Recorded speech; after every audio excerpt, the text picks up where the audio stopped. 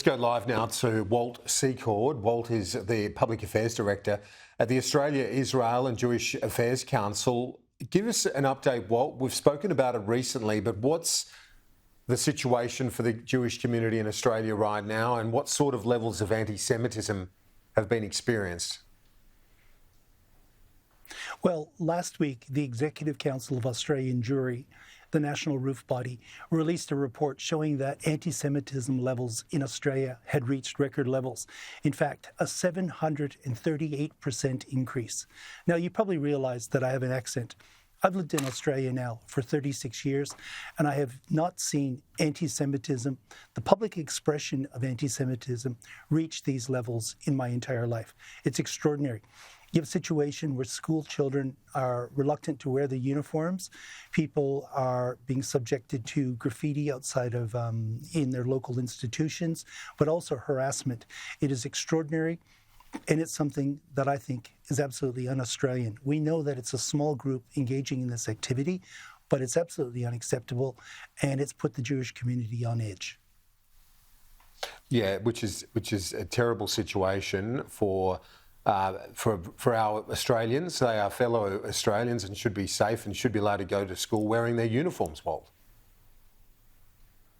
Yeah, absolutely. And people should be able to walk to their places of worship, to their synagogues, free of harassment and abuse on streets. Again, could you imagine walking to your place of worship and having someone yell at you from a car just because you are going to your place of worship and you are wearing a kippah? People are wearing hats, covering up their school uniforms, changing their behavior, and it's absolutely unacceptable. It's not the Australia that I know and love. What was your read on the government's position at the United Nations last week, supporting that call for a ceasefire? There was absolute disappointment in the Jewish community.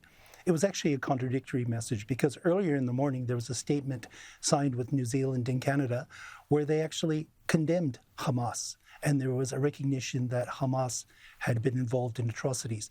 Now, the UN resolution, which Australia voted for, puts us outside of the United States and Germany, significant players. Again, this is a resolution that Australia should have at least abstained from. It also sends a message to Hamas. It encourages Hamas, and it's just a bad signal from Australia to our allies and to Israel at its time when it needs our support. The longer this goes on, and you know better than anyone, Walt, the difficulties, the complexities for Israel in continuing its mission to destroy Hamas, they remain and intensify, yes, don't they? How can they grapple with that? And I know it's a tough question at the same time as they've got so many families of hostages wanting the Israeli government to tread carefully as well in that sense to get their loved ones home. Absolutely. Now, this is the 10th week of war, and I know that the large majority of Australians know who started this war. Hamas started this war, and Israel will finish this war.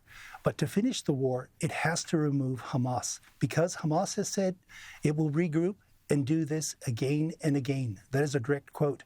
So the only way that peace will be restored is if Hamas is removed. Now, I understand it's a difficult situation for the Israeli government to be in, with hostages, their own citizens being held in barbaric conditions.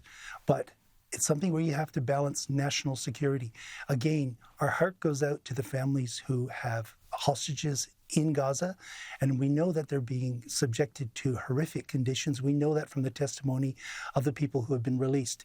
But again, this is the 10th week of a war, and Hamas has said they'll regroup and they'll do it again and again. So you understand that Israel is determined to end this war, but it can only end the war if Hamas is removed.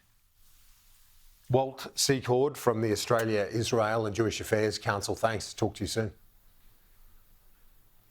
Thank you, Kieran.